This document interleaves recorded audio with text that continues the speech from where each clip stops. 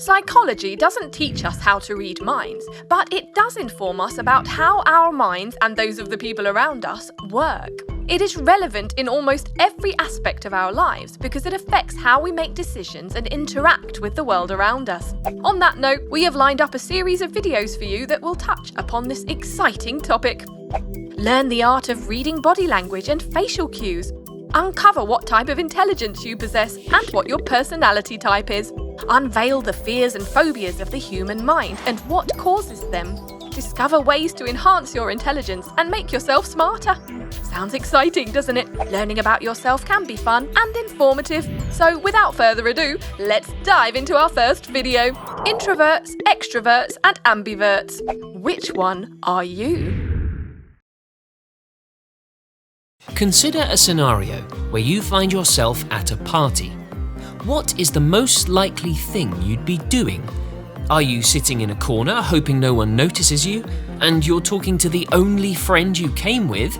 Or are you more likely to be the one that talks to a group of people you just met and party the night away?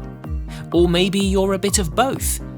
Well, depending on which one of those three situations you most identify with, you might be able to figure out which type of person you are: an introvert, an extrovert, or an ambivert. You curious? Discover more. Know more. The terms introversion and extroversion were first coined by psychiatrist Carl Gustav Jung in the 1920s.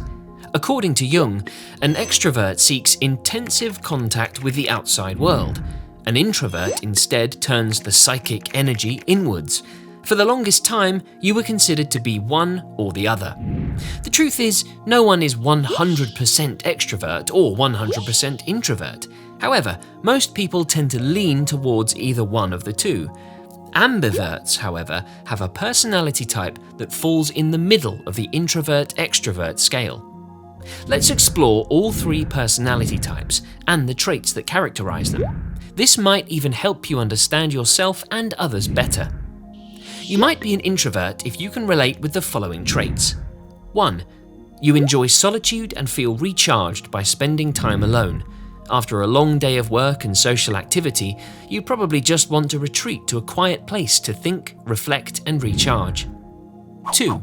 You have a small group of close friends, and you like spending one-on-one time with them. 3. Being around lots of people for long periods of time drains your energy. 4. You're always considered quiet. Introverts are described as quiet, reserved, mellow, and often mistaken for being shy. 5. You're very self-aware. You like to spend time by yourself, introspecting and analysing your own thoughts and feelings. This makes you very self-aware, but can also make you self-conscious and socially awkward. 6. You tend to think things through before speaking and making decisions. You prefer to observe someone else perform a task before trying it yourself. Unexpected changes and last-minute surprises tend to upset you. You might be an extrovert if you can relate with the following traits. 1. You like social gatherings. You love being around people and it gives you energy. You get boosted by attending as well as hosting social events. 2. You have a large group of friends and like talking to people whether they are your friends or not. 3. You need a lot of stimulation and love trying new things. 4. People often describe you as friendly, outgoing, and approachable, maybe even a little loud.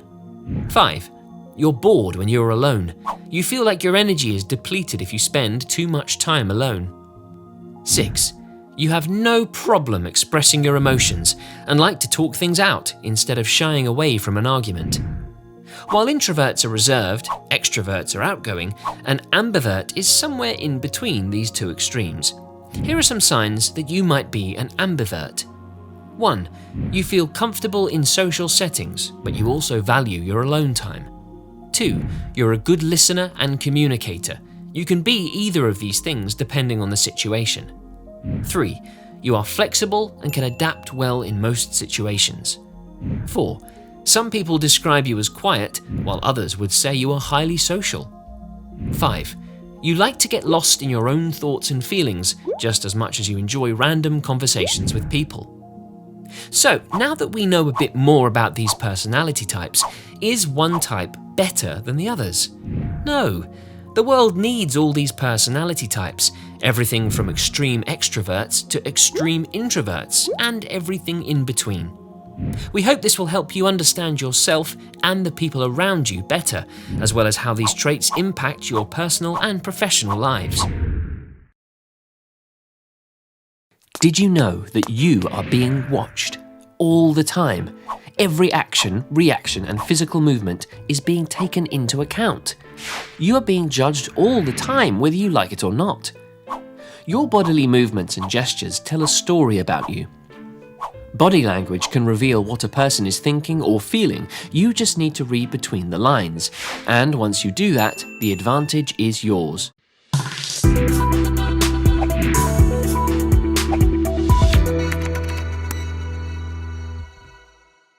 Let's dive into some examples to learn how to read someone's mind.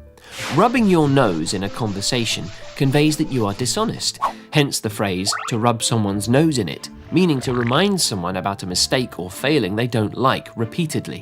While rubbing your eyes normally conveys that you doubt or disbelieve what you're hearing, unless you have a cold or have something stuck in your eye. Micro-expressions are another common non-verbal signal that you need to look out for. These expressions might occur as fast as 1/25th of a second, but they usually reveal the state of mind of a person during a conversation and will help you understand what they're trying to conceal or hide. Even your mouth and the variations you make with it reveal what you're feeling. Covering your mouth may be polite if the person is yawning or coughing, but sometimes it is used to hide your emotions or feelings about the topic in discussion. Pursed lips might be an indicator of distrust or approval. Lip biting indicates that you are stressed, anxious, or worried. But the same lip biting, if accompanied with a smirk, could be considered as flirtatious. Not only these, but simple actions can also be read differently, like twisting your hair during a meeting may make you seem confused or lost in thought. It may also seem that you're nervous and underconfident, while on the other hand, if you twist your hair with a cute smile and wrinkled brow, you may seem flirtatious. Standing with your hands clasped behind might seem like a comfortable position to stand in. However, it may convey that you're uncomfortable and trying to control your anger. Toe-to-toe is another non-verbal signal that is very easy to catch, but most people tend to ignore it. While having a conversation with someone, your toes are normally aligned toward the other person, hence being toe-to-toe. But when a person turns his foot away in an outward direction or keeps moving it repeatedly, it is a sign that they want to leave. Blinking too many times may indicate that you are uncomfortable and under distress, while when you blink less, it indicates that you are more focused and that you're trying to control your eye movements. These and many more non-verbal signs convey a message about yourself. So, next time you make an action or react some way, remember, someone is watching. Our body language often speaks louder than words. Ironic, but true. In fact, non-verbal communication constitutes 60% of what we say and think. Learning about body language, be it eye contact, facial expressions, gestures, postures, or proximity, is thus important to better understanding our interactions with people. Subscribe and hit that bell icon so you don't miss out on our latest videos. YouCurious? Discover more, know more. Eyes. Let us begin with eyes, as ultimately eyes are the mirrors to our soul. Eyes can reveal all sorts of emotions: anger and sadness, joy and surprise, fear and confusion. When someone is gazing directly into your eyes whilst talking to you, it can be interpreted as a sign of interest and attention. However, if the gaze is non-flinching, it could be seen as threatening. At the same time, if the person is constantly averting his gaze or looking away, it could mean that he is preoccupied, worried, or uncomfortable. Facial expressions. Facial expressions can also be powerful indicators of what the person is feeling or thinking. Smiling is among the most revealing of all non-verbal cues. There are different types of smiles: sincere smiles, fake smiles, and half smiles. A sincere smile will engage and light up the whole face. It will show that the person is happy and is enjoying himself, whether alone or in the company of others. A fake smile is one that only engages the mouth. Although it is meant to communicate pleasure, a fake smile suggests that the person is feeling something else entirely. A half smile is only when one side of the mouth is engaged and indicates sarcasm, cynicism, or dissatisfaction. Gestures. Gesticulation gives us immense clues on what the person is saying. People often clench their fists when they're angry or frustrated.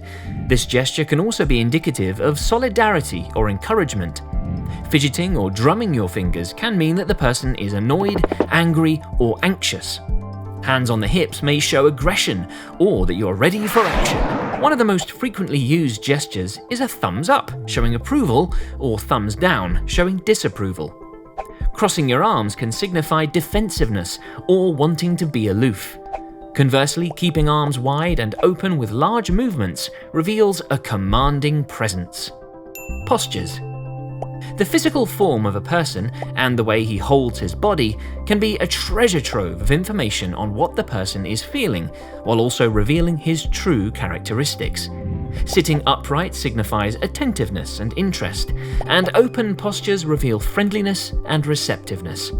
On the other hand, closed postures, which include hunching forward, keeping arms and legs crossed while hiding the trunk of the body, mirrors anxiety and hostility. Proximity.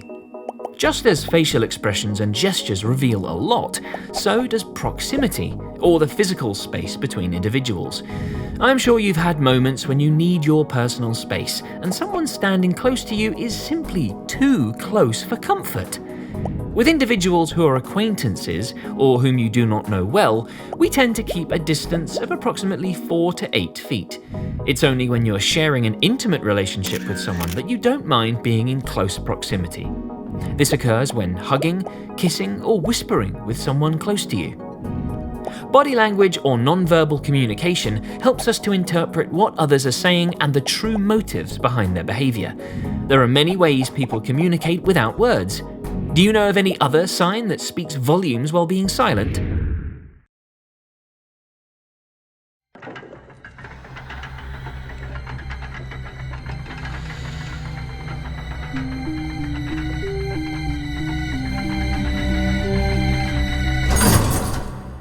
Welcome back! Today we're going to talk about being stuck in an elevator for hours. Did that creep you out? If you have a fear of elevators, planes, public bathrooms or subways, and even if thinking of these places causes a trigger, you might be claustrophobic. So, what is claustrophobia? It is the fear of confined or narrow spaces with the impression of not being able to escape and being trapped in there forever. But how does this happen? Claustrophobia can occur because of panic attacks caused by an imbalance of neurotransmitters in the brain. The panic center in the brain goes off even though there is nothing to panic about. A person can get shaky, dizzy, go crazy, lose control, and even feel like they might die. One study indicates that anywhere from 5 to 10% of the world population is affected by severe claustrophobia, but only a small percentage of these people receive some kind of treatment for the disorder. There are many possible factors that can cause claustrophobia. We'll tell you about the top 4 most common ones, but first, don't forget to subscribe to our channel and hit the bell icon for notifications. 1. Conditioning. A past trauma, like an incident where a person might have been stuck in a small space, like an elevator or a closet for a long period of time, is a major cause of claustrophobia. This trauma triggers a fear or anxiety of similar situations in the future. While this conditioning often occurs in childhood, even adults can get this phobia later in their lives following a claustrophobic experience, like a visit to an MRI machine. 2. Genetic factors. Psychologists and psychiatrists have also found a connection between panic disorder and claustrophobia. A study suggests that people with panic disorders have smaller amygdalae, a small section in our brain that processes fear, than the average person. This size difference, which is genetically driven, may interfere with how the brain processes fear and the perception of danger. 3. Near space. Another study suggests that claustrophobia is related to each person's near space surrounding them. Most people's personal space is only as far as their hands extend, but people with claustrophobia have an exaggerated sense of their near space, which is too far from their bodies, and hence when someone, a wall, or any closed space violates that space, they feel claustrophobic. A study also suggests that women are more likely to feel claustrophobic than men. 4. Acrophobia. Researchers also believe that claustrophobia may be related to acrophobia, the fear of heights. The reason behind this is that people with claustrophobia underestimate horizontal spaces the same way people with acrophobia overestimate vertical spaces. Other scientists believe we're all primed for claustrophobia, and it is a mere survival instinct that's naturally buried in our genetic code. So, while we're still trying to figure out why people get claustrophobic, like any other anxiety disorders, there isn't any actual cure. Claustrophobia is most commonly treated by psychotherapy. Different types of counselling can help you overcome your fear and manage your triggers, but we're going to suggest a few quick tips that can help you cope with an attack. Breathe slow and count to 3 with each breath. Try to focus on something that makes you feel safe, like the time passing by on your watch, or the fact that you'll be okay and get out of this situation soon. Remind yourself repeatedly that your fear and this anxiety will pass. Challenge yourself with situations that trigger this fear and prove to yourself that the fear is irrational. Visualize or focus on a happy memory, and just as the Harry Potter books suggest, use them as a Patronus, and surely the Dementor feeding on your fear will run away. A worry that affects people in a way that causes extreme fear of something specific, be it a situation or a thing, especially one that is not reasonable, causing anxiety and distress, is a phobia. And human beings are afraid of some really weird things. You've probably heard of claustrophobia, which is the fear of small spaces, arachnophobia, which is the fear of spiders, or even hydrophobia, which is the fear of water. These are some of the more common phobias out there. However, there are some truly weird phobias that you probably didn't even know existed. We are afraid of so many things like ghosts, clowns, blood, cheese. Wait, cheese? Yeah, believe it or not, there are people who are afraid of cheese. Today we take a look at the top 10 weirdest phobias. YouCurious? Discover more. Know more. 1. Plutophobia. The fear of money.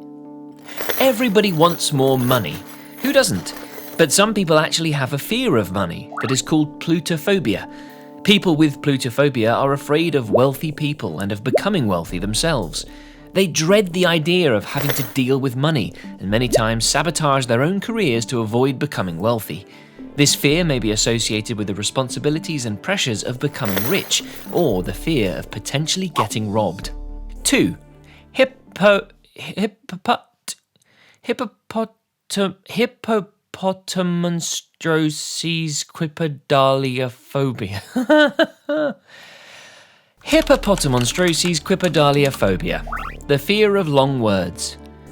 Whew, that's a really long word. Ironically, this is one of the biggest words in the dictionary. This phobia is related to the embarrassment of pronouncing a word wrongly and being made fun of by other people. People who have dyslexia often suffer from this phobia. People with this phobia feel a great deal of anxiety and fear at the sight of long words. 3. Turophobia. The fear of cheese. Can you believe some people are actually afraid of cheese? People with turophobia are unable to bear the taste, texture, or even smell of cheese. They avoid all types of cheese and cheesy foods like pizzas or nachos. This fear is seen among people who have had a bad reaction while eating cheese, or they just don't like the taste or smell of cheese itself. 4. Nomophobia. The fear of being without a phone. The term nomophobia is an abbreviation for no mobile phone phobia. This fear is the feeling of panic or anxiety if you briefly can't find your phone, or irritation and stress when you can't check your phone. I'm sure we all face mild versions of this phobia. Who can live without their mobile phone nowadays anyway? But if you feel anxious and distressed with the thought of losing your phone or loss of network, you may suffer from nomophobia. 5. Globophobia, the fear of balloons. People suffering from this phobia feel a morbid fear at the thought, sight, touch, or even smell of balloons. Experiencing the popping of a balloon near your face in your childhood can most likely cause globophobia. This is a very common phobia in children. However, for some people it may continue to adulthood as well. Even popular television host Oprah Winfrey revealed on her show that she too suffered from this phobia. 6. Geniophobia, the fear of knees. It is a fear of one's own knees, others' knees, or the act of kneeling. Genu meaning knee in Latin, and phobia meaning fear. This phobia can be associated with a traumatic knee injury or a deeply rooted religious belief of covering knees. Genuphobes find knees either overly delicate or repulsive. 7. Omphalophobia, the fear of belly buttons. Omphalophobia is a fear of touching or feeling your belly button or navel. Have you ever thought of your belly button as a never-ending hole? Don't worry, it isn't. Your belly button is just the remainder of your umbilical cord, which is cut at birth. People with omphalophobia may experience shortness of breath, panic, nausea, tightness of chest when they come across belly buttons. Since the fear of belly buttons is irrational, there is no specific cause that you can associate with it, but genetics and environment may play a role in its development. 8. Phagophobia, the fear of swallowing. This is an extremely rare and specific phobia. It is a fear of swallowing that manifests itself into various symptoms without any apparent physical reason detectable by a traditional assessment. Phagophobia is commonly associated with a negative experience while eating and is mostly likely to appear in people who experience other food fears, like cytophobia, which is the fear of food itself. Some phagophobes may avoid certain types or textures of food, overchew their food, complain of food sticking to the insides of their mouth or throat. 9. Ephobophobia, the fear of youth.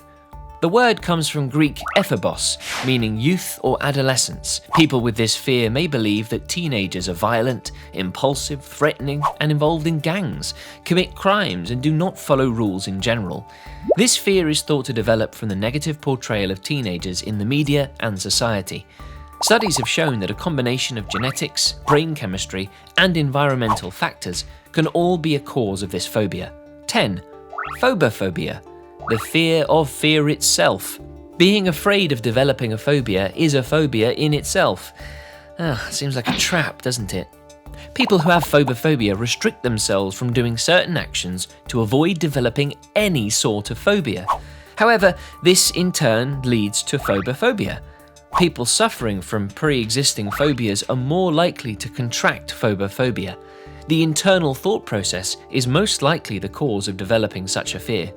There you have it. Those were the 10 weirdest phobias we've come across. Most of us are afraid of something or the other. It could be spiders, snakes, clowns, heights, water. The list is endless. Some fears make our hands clammy and our hair on the back of our neck stand up. When a fear turns into something extreme and irrational, it is called a phobia. It can lead to significant distress and anxiety, as well as an obsessive avoidance for that object or situation entirely. Keep watching to learn about some of the weirdest phobias experienced by humans. Subscribe and hit that bell icon so you don't miss out on our latest videos. YouCurious? Discover more, know more. Number 1. Arithmophobia or numerophobia, fear of numbers. How good are you at math? Do you enjoy numbers? While many of us have dreaded math class growing up, there are some who have an irrational and exaggerated fear of numbers. The extreme fear or phobia is called arithmophobia or numerophobia. People experiencing this phobia tend to be anxious while doing maths or dealing with numbers in general, or may even fear specific numbers. Intimidated by ones and zeros hiding under the bed and the possibility of 13 jumping out of the cupboard, this phobia can impair a person's life significantly. After all, maths, at least basic maths, is a part and parcel of our daily lives. Number 2. Chorophobia, fear of dancing. In Greek, choros means dance, and of course, as we know, phobia is fear. Yes, it literally means a fear of dancing. Well then, an evening out at your favourite nightclub or going for Swan Lake at the Opera House is out of the question. Chorophobia is not just restricted to being unable to dance, but also avoiding anything and everything related to it, be it an event, person or place. Quite theatrical, isn't it? Number 3. Geliophobia, fear of laughter. Well, who said laughing is good for the health and heart? Who said it makes you happy and helps to improve social relations? Certainly not geliophobic. Jokes apart, the very act of laughing can ironically cause anxiety and depression if one suffers from geliophobia.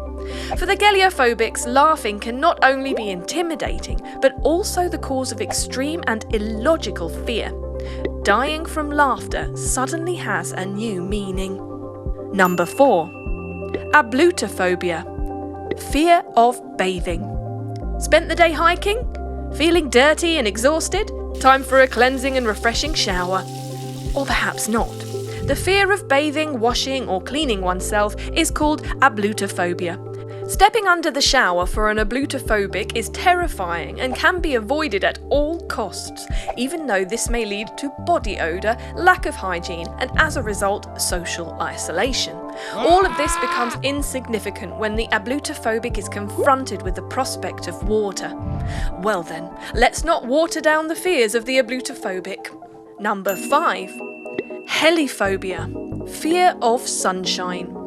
Sunflowers, sunlight, brightness, all things sunny are good for ensuring a happy mood, protecting bones and keeping us healthy. However, for some, sunlight is a bane. A rare and unfortunate condition, there are people who fear sunlight and start experiencing panic and anxiety when in the sun.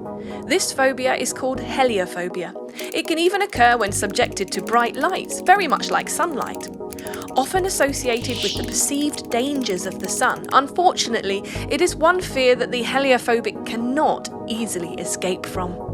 Number 6. Linonophobia, fear of string.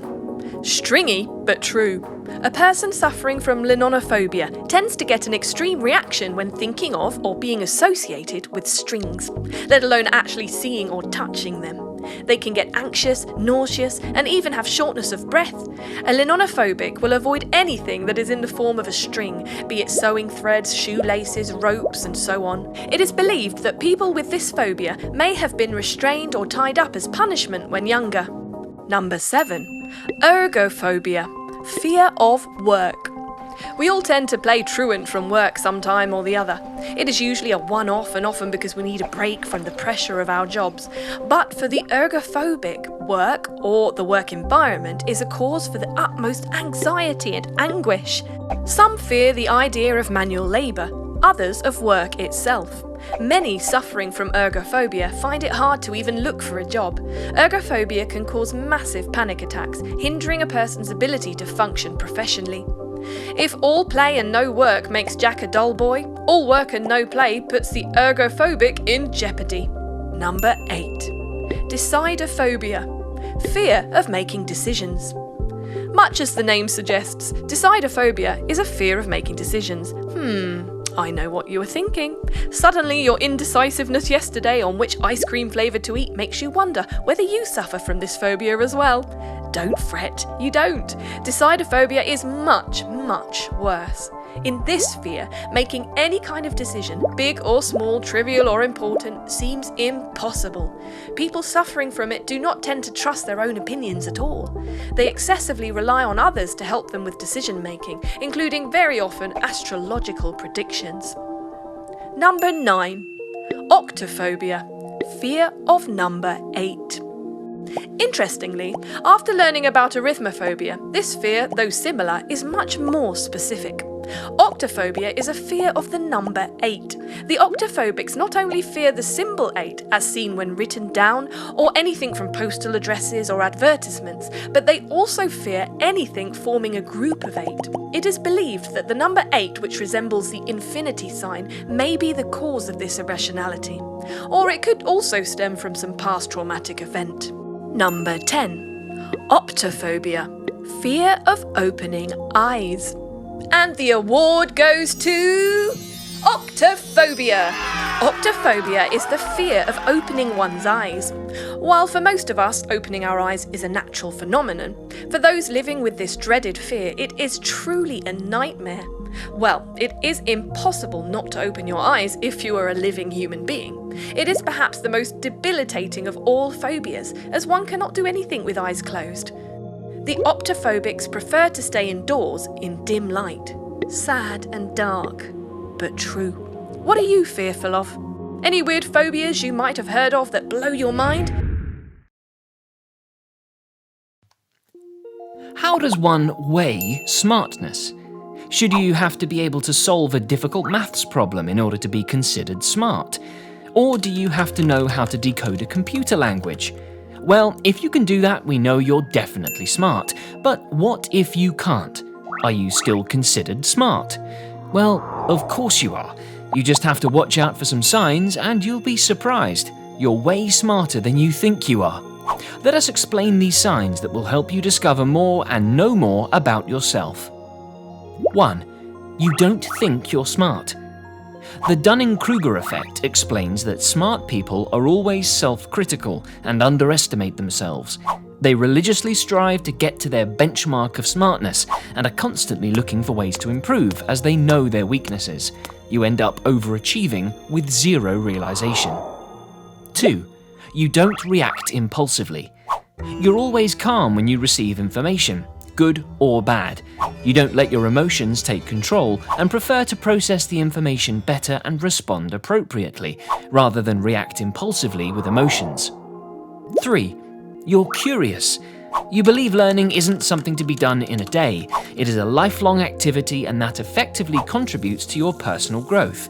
You're always curious and crave to know all that is unknown, making you the smartest person in the room. 4. You're creative. Thinking outside of the box and translating something very basic into probably a very beautiful painting, a design, a poem, or even a quirky marketing campaign is an art and an important quality to have to be considered smart. You always have an innovative solution to every problem. 5. You talk to yourself. No, this doesn't mean you're crazy. Talking to yourself helps weigh your pros and cons in times of a real-life problem, or even making simple decisions like what you want for breakfast. You ask yourself a couple of questions, and you're able to close on a solution quicker than the others. Smart, right? 6. You enjoy your own company. You love being by yourself, as it lets you connect with yourself better, reflect, plan, prioritize, and reinforce self-control for you to excel at every task. So, if you're one of those, spending time by yourself is your key to finding a solution to any problem. 7. You're empathetic and emotionally aware. You're not only capable of accessing your own emotions, but also the emotions of others and understanding their perspectives. Empathy is considered to be a very important tool in emotional intelligence, but while you're empathetic, you're always emotionally aware and protect yourself from any unnecessary emotional manipulations, as you're clear about your emotions and can see through the actions of others and understand their intentions. Both these virtues are a sign of smartness, as it helps you think and act rationally in an emotional situation. 8. You're funny.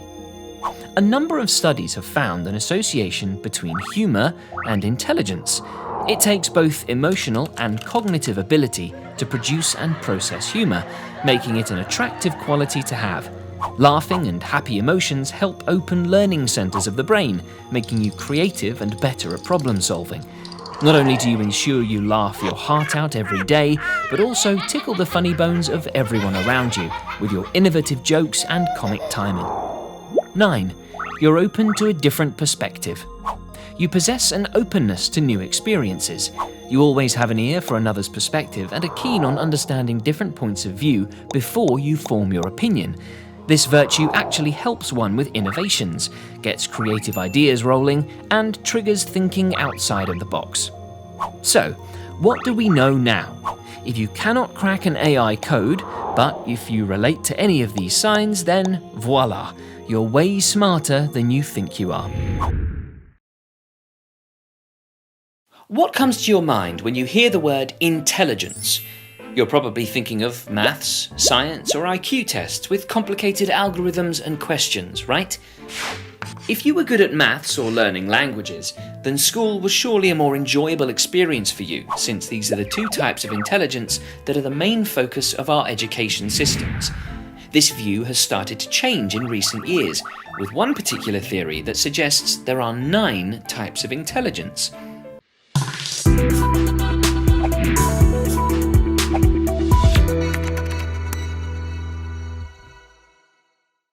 American psychologist Howard Gardner developed the theory of multiple intelligences, which describes 9 areas where people can be proficient. Here are the 9 types of intelligence. Number 1. Naturalist intelligence. Nature smart. People who have high naturalist intelligence are more in tune with nature and love nurturing, exploring the environment, and learning about other living things. These individuals are highly aware of even the smallest changes in their environment. They're interested in subjects such as botany, biology, and zoology. They may enjoy camping, gardening, hiking, and exploring the outdoors. Number 2. Musical intelligence. Sound smart. People who have strong musical intelligence are good at thinking in patterns, rhythms, and sounds. They have a strong appreciation for music and are often good at musical composition and performance. They enjoy singing and playing musical instruments, recognize musical patterns and tones easily. Number 3. Logical mathematical intelligence. Number or reasoning smart. People with high logical mathematical intelligence are great at reasoning, recognizing patterns, and logically analyzing problems. They have excellent problem-solving skills and are good at solving complex computations. Number 4. Existential intelligence. Life smart. People with high existential intelligence are good philosophical thinkers. They tend to think of the deeper questions of life and human existence, such as the meaning of life, why we die, and how did we get here? Number 5. Interpersonal intelligence. People smart. Those who have strong interpersonal intelligence are good at understanding and interacting with other people. These individuals are skilled at assessing the emotions, motivations, desires, and intentions of those around them. They are good at verbal and non-verbal communication. Number 6. Bodily kinesthetic intelligence. Body smart. Those who have high bodily kinesthetic intelligence are said to have excellent physical coordination. They tend to have excellent hand-eye coordination and dexterity, and are good at dancing and sports. Number 7. Linguistic intelligence. Word smart. People who are strong in linguistic verbal intelligence are able to use words well, both when writing and speaking. These individuals are typically very good at writing stories, memorizing information, and reading. They are good at debating or giving persuasive speeches and are able to explain things well. Number 8. Intrapersonal intelligence. Self-smart. Individuals with high intrapersonal intelligence have excellent self-awareness and are more in tune with their own emotional states, feelings, and motivations. They tend to enjoy self-reflection and analysis, including daydreaming, exploring relationships with others, and assessing their personal strengths. Number 9. Visual spatial intelligence. Picture smart. People who are strong in visual spatial intelligence are good at visualizing things and recognizing patterns easily. These individuals are often good with directions as well as maps, charts, videos, and pictures. They're good at putting puzzles together, interpreting pictures, graphs, and charts. So, those are the 9 types of intelligence. Which one of these do you think best describes you? People often work out at the gym now and then to strengthen their bodies, but how often do we train our brains? Welcome to YouCurious, and today we're going to be talking about the top 10 ways to make yourself smarter.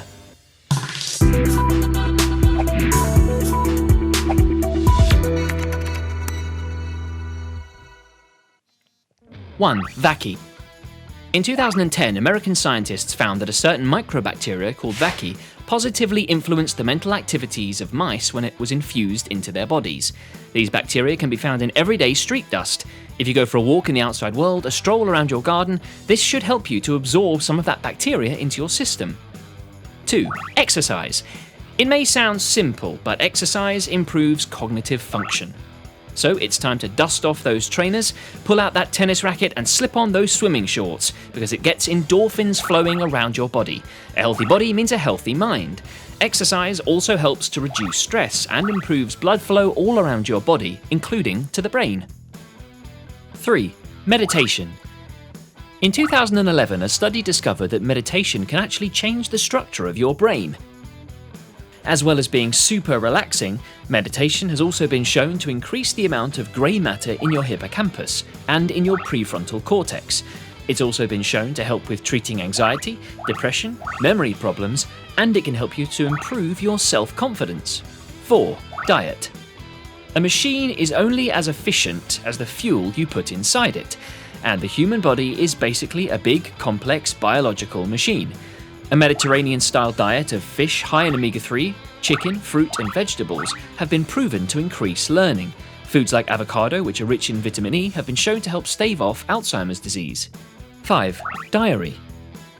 Keep a diary. Keeping a diary allows you to write down your thoughts, and that has numerous benefits. It leads to self-awareness, which in itself is a sign of intelligence. How often do you hear people say, "They just don't realise how stupid they are"? Well, assessing your day and your mood stops you being one of those people. It also helps exercise your memory by recalling the day's events. 6. Sleep. Sleep is essential for the human body to function properly.